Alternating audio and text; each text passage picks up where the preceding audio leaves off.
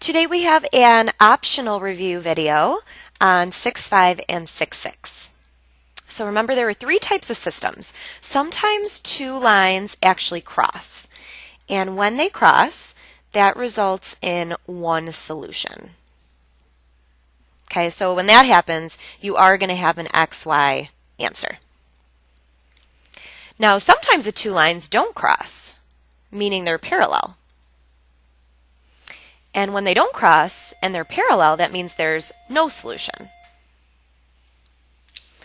And then sometimes the lines are actually the same line. So maybe they're like one on top of the other. They're actually the same, and that would mean that there are infinitely many solutions. So those are the three types.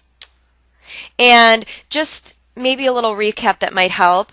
When there are no solutions, what happens is the x's and y's cancel, and you end up having something like some number equals a different number. That's not true. So if that's not true, that's what it would look like for no solution. And then if you were actually solving a system with infinitely many, the x's and y's would cancel, but you'd be left with something like 4 equals 4, something that is true. So that's how you'd know it was infinitely many. A lot of times it ends up being like 0 equals 0, just anything that is true. Okay, so that's a review of that. And then let's review graphing systems of inequalities. And remember, these are the ones where you graph and shade,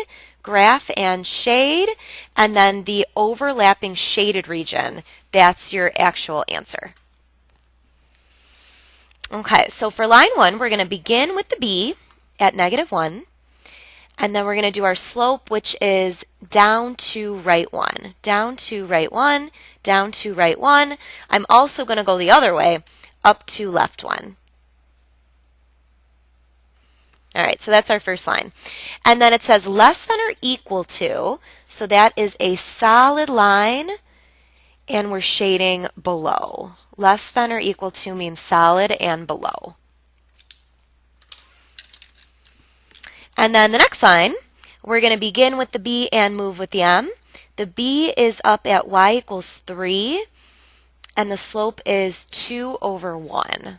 So positive slope, so up to right 1. Now the other way would be down and left. Down and left. That would actually be on the same line. So I'm going to do both. And this line says strictly greater. So that's going to be a dashed line. And greater means above. So we're going to shade above the blue. Now, final answer is to find that region that has both blue and red. And that's going to be our shaded region. I'm trying to find my highlighter, but it's missing. So we'll use something else. Okay, so this region just has blue. This region has neither. This region just has red. So it looks like over here is the overlap. So just with something a little bit darker, that is your answer. Your answer is just like a super shaded region.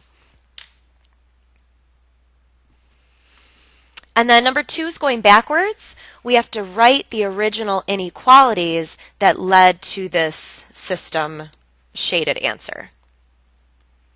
So feel free to pause and try it, and then I'll run through the answer. So I'm going to do this, this line first. So the y-intercept is -2, and then the slope, let's see, another nice point is here. The slope is maybe down 1, 2, 3, 4, 5, right 3. I'm going to say -5/3 is the slope.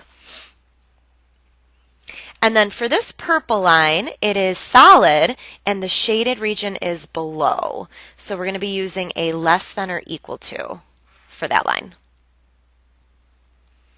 And then if you put it all together, y is going to be less than or equal to -5/3 x minus 2. All right, now let's do the other line. So I'm going to call this one line 2. The y-intercept is at positive 2. And let's find the slope. Here's 2 nice points. So it looks like down 1, right 3. So negative 1/3. And then for this green line, it's dashed, and we're shading above, right? Aren't we above the green? So that would be just greater. Greater would mean dashed and above. All right, let's put it all together to write our inequality. It's going to be y is greater than negative 1/3 x plus 2. And there's a nice little review recap of 6.5 and 6.6.